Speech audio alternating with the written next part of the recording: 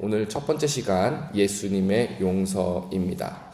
우리는 고난주간을 맞이하여서 예수님께서 십자가상에서 하신 7마디 말씀을 묵상하기로 하였습니다. 이것을 두고 가상칠언이라고 말하기도 하지요.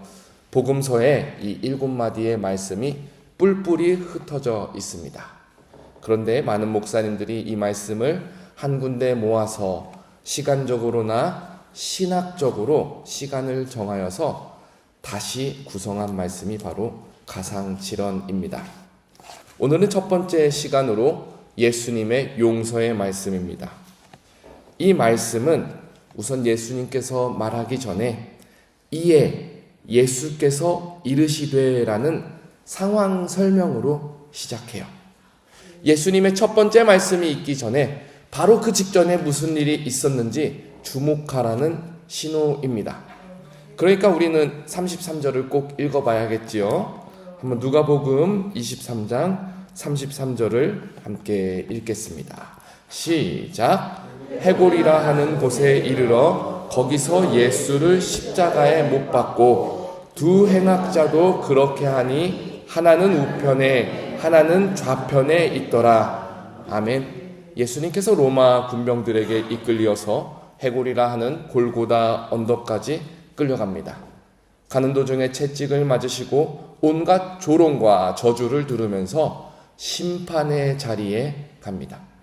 예수님께서 그곳에 이르시니 십자가형을 집행하는 군병들이 예수님을 기다리고 있었고 순서에 따라 예수님의 손과 발에 못을 박습니다. 손과 발이 묶여서 다른 두 행악자들과 같이 골고다 언덕 십자가에 매달립니다. 말할 나위 없이 예수님의 생애에 있어서 가장 끔찍한 시간이에요. 그때 예수님이 눈을 떠서 앞을 보았을 때 무엇이 있었을까요? 눈앞에 모두가 예수님을 마치 원수처럼 여기면서 예수님의 처형을 당연하다고 생각하는 사람들이 있었습니다. 예수님은 세상의 구경거리가 되었고 로마의 군병들은 자기 직무이기에 예수님을 못질한다 하지만은 예수님 입장에서 세상 가장 큰 아픔을 주는 매정한 사람들입니다. 성경은 여기에서 이에라면서 바로 그 순간에 바로 이 시간에 예수님을 대적하는 사람들 앞에서 예수님을 죽이는 사람들 앞에서 예수님께서 첫 말씀을 하셨다라고 전합니다. 그 첫 말씀은 아주 짧습니다. 아버지여 저들을 사하여 주옵소서 자기들이 하는 것을 알지 못함이니이다. 예수님의 첫 말씀은 바로 기도였습니다. 하나님 아버지께 간절히 빌면서 간구하는 절실한 기도가 예수님의 첫 마디였어요. 참으로 깊은 의미가 담겨 있습니다. 예수님께서 공생애를 시작하실 때에도 기도로 시작하셨습니다. 예수님이 세례를 받으심으로써 공생애를 시작하셨는데 세례를 받으실 때 예수님이 기도를 하시니까 하늘이 열려서 하나님께서 응답하셨다라고 말씀하십니다. 마찬가지로 예수님께서 십자가에서 공생애를 마무리하실 때 하나님께 간절히 기도합니다. 예수님의 사역과 시작과 끝이 모두 기도라는 사실이에요. 특히 오늘 본문에서 예수님은 아무 일도 하지 못하십니다. 예전처럼 돌아다니시면서 사역을 하지 못하시고요. 병자를 고치지 못하시고요. 더 이상 설교를 하지 못하십니다. 손과 발에 못이 박혀 십자가 위에 계시기 때문에 아무것도 하실 수 없습니다. 그런데 예수님께서는 손과 발이 묶여 아무것도 하지 못하고 움직이지 못하실 때 바로 기도하셨습니다. 사랑하는 여러분, 고난주간에 그리고 날마다의 아침 새벽 시간에 여러분께서 이 예배당을 찾아와 기도하시는 일은 매우 귀합니다. 설교하는 일, 주일학교 교사, 노방전도, 찬양단 모든 일이 다 귀하지만은 우리의 모든 사역과 시작과 끝은 바로 기도여야 합니다. 기도로 시작하지 않고서 하나님의 일을 할 상상을 하면 안 됩니다. 기도로 마무리하지 않고서 하나님의 일을 다 했다고 자랑할 수 없습니다. 예수님께서 우리에게 사역은 기도로 시작하고 사역은 기도로 마무리하라고 가르치셨기 때문입니다.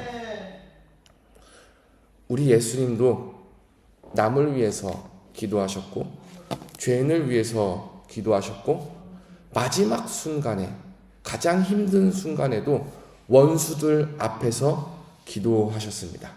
그럼 그 기도의 내용이 뭔지 한번 볼까요? 두 번째입니다. 예수님은 기도 가운데 용서를 구하셨습니다. 아버지, 저들을 사하여 주옵소서. 사실 예수님의 이 기도는 굉장히 특별해요. 왜냐하면요, 예수님께서 공생의 사역을 하시는 동안에 사람들의 죄를 직접 사하셨어요. 한 번도 저들의 죄를 사하여 달라고 기도하신 적이 없습니다. 예를 들어서 중풍병자가 찾아왔을 때 예수님이 뭐라고 말씀하셨냐면, 소자야 안심하라, 내 죄사함을 받았느니라, 이렇게 말씀하셨어요. 그런데 예수님께서 십자가에 매 달리셔서는 직접 죄를 용서하지 않으시고 하나님께 기도를 합니다. 우리가 잘 아는 대로 예수님은 하나님의 아들이십니다. 하나님의 참 본체이십니다. 그렇기 때문에 예수님은 여전히 하나님과 같이 직접 죄를 사하실 권세가 있습니다. 그럼에도 불구하고 십자가 위에서는 다르게 하셨습니다. 이것은 예수님의 십자가 사명을 보여줍니다. 십자가는 단순히 고난의 장소가 아니에요.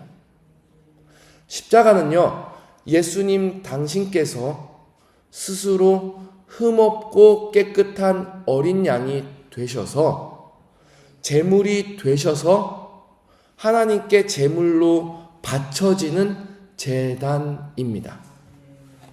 이 자리에서 예수님은 영원한 대제사장으로서 우리를 위해 예배하시는 거예요.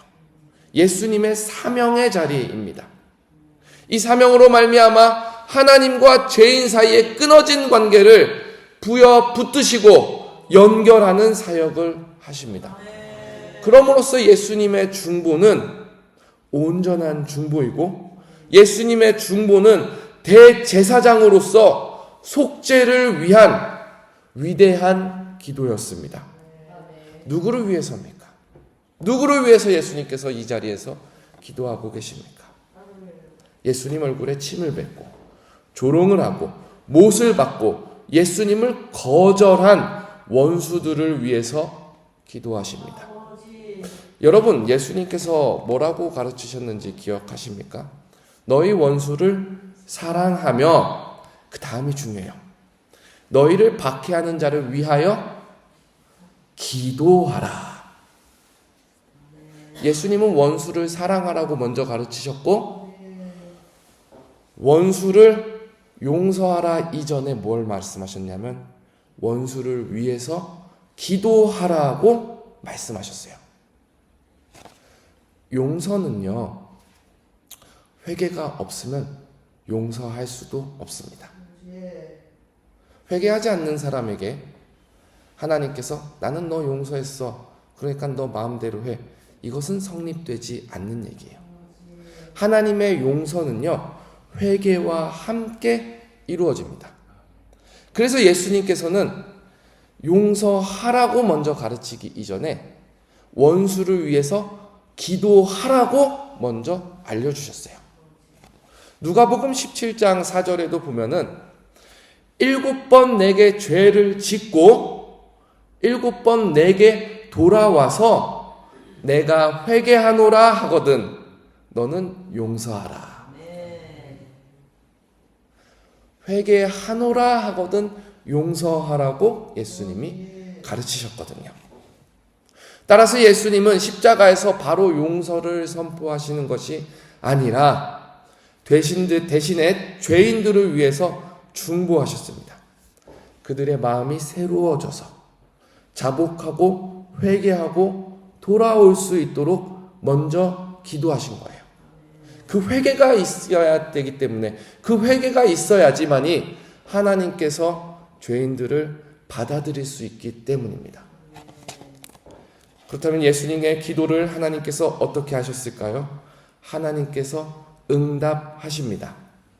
이 십자가상의 기도를 하나님께서 응답하셨어요. 만약에 우리가 드리는 기도를 하나님께서 응답하시지 않는다면은 우리 기도에는 소망이 없는 거예요. 기도할 시간에 차라리 밖에 나가서 이리 뛰고 저리 뛰면서 땀을 흘리는 것이 우리 힘으로 문제를 해결하는 편이 낫습니다.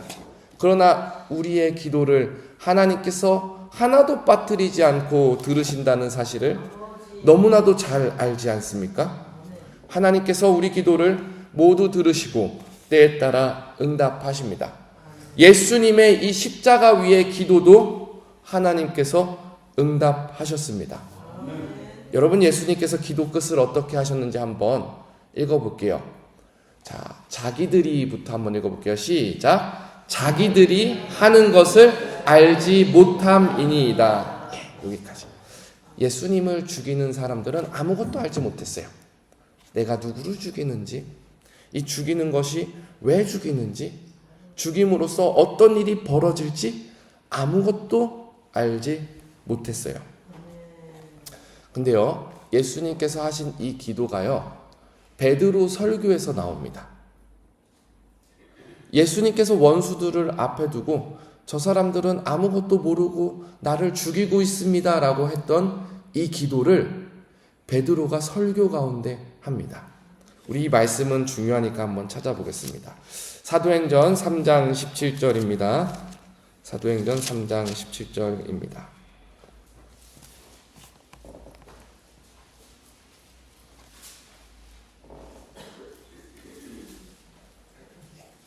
읽겠습니다. 시작. 형제들아, 너희가 알지 못하여서 그리하였으며 너희 관리들도 그리한 줄 아노라. 이 말씀은 베드로가 오순절날 한 설교의 일부입니다. 베드로는 예수님을 십자가에 못 박은 사람들을 앞에다가 두고 설교를 하고 있어요. 근데 그 사람들에게 뭐라고 말하냐면, 당신들이 예수님을 죽인 것은 알지 못해서 그렇게 했다라고 선언을 합니다. 이 설교 한 번으로 3,000명이 회개하고 돌아왔습니다. 여러분, 무엇이 이 놀라운 역사의 도화선이라고 생각하십니까? 베드로가 전한 이 한 번의 설교가 그만큼 능력이 있어서라고 말할 수 없어요. 누가가 누가복음도 쓰고 사도행전도 같이 썼습니다. 그렇게 하면서 알지 못해서 예수님을 죽였다라는 이 표현을 굉장히 강조해놨어요. 믿음의 눈으로 이 역사를 살펴본 누가는 증거하는 겁니다. 베드로가 전도한 3,000명은 예수님께서 먼저 기도하셨기에, 그 기도를 하나님께서 응답하셨기에, 기도의 씨앗이 심겨지고 기도의 나무가 이미 자라고 있었기에 베드로의 설교를 통해 3,000명이 회개하고 돌아온 놀라운 역사가, 놀라운 열매가 거두어진 것입니다. 하나님은 예수님의 기도를 응답하십니다. 용서받지 못할 죄인들을 회개의 자리로 초청하십니다. 그리고 그들이 회개할 때에 하나님께서는 예수님을 십자가에 매달은 원수를 하나님의 자녀로 영접하시는 겁니다. 주님의 뜻을 이루기 위한 기도는 반드시 응답됩니다. 사랑하는 여러분, 우리는 우리의 기도를 들으시는 살아계신 하나님을 의지해야 해요. 우리는 이미 예수님을 믿고 우리 죄를 자백하고 회개한 사람들이기 때문에 우리가 회개한 이 회개가 얼마나 어려운 발걸음인지 희미한 기억 속에 남아 있습니다. 제가 요즘 주일 점심시간에 리더들과 함께 새신자 양육반을 인도하는데요. 교재에 이런 질문을 넣었어요. 하나님께서 우리에게 주시겠다고 하는 용서는 우리 입장에서는 공짜입니다. 그렇다면 여러분은 이 용서를 받겠습니까? 질문이었어요. 공짜라면 받겠냐라는 질문이었어요. 우리 생각에, 또 리더들 생각에는 아니 공짜라면 당연히 용서 받죠. 공짜라면 당연히 용서를 구해야죠. 이렇게 생각했는데 실제로 대답하는 사람들의 말은 모두가 예가 아니었어요. 공짜여도 구하지 않고 받지 않고 싶다라는 대답도 섞여 있었습니다. 회개가 이렇게 어려운 겁니다. 죄를 돌이키는 일이 이렇게 빡빡한 일입니다. 믿기만 하면 예수님의 대속의 은혜가 우리에게 거저 주어진다라는 약속의 말씀이 있음에도 불구하고 인정하지 않는 것, 회개하지 않는 것, 이것은 참으로 어려운 길입니다. 그래서 예수님은 십자가 위에서 생명을 걸고 기도하셨어요.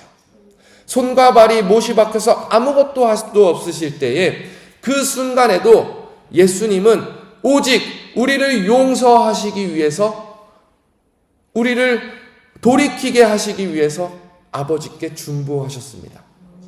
사람이 거듭나지 않고서는 믿을 수도 없고 회개할 수도 없기 때문입니다. 여러분, 예수님의 기도는 끝나지 않았습니다. 지금도 하나님 보좌 우편에서 우리를 위해 기도하시고 또 다른 누군가를 위해 기도하십니다. 우리는 이미 주님의 용서받은 자로서 주님의 기도 사명을 이어받아야 합니다. 우리가 지어야 할 십자가입니다. 누군가를 위해 기도하는 자로서 살아가야 합니다. 주님께서 기다리는 그 한 영혼을 위해 사랑하고 기도하고 십자가 복음을 전하는 성도, 바로 이 고난주간에 주님의 그 십자가의 길을 따르는 우리인 줄 믿습니다. 함께 기도하겠습니다.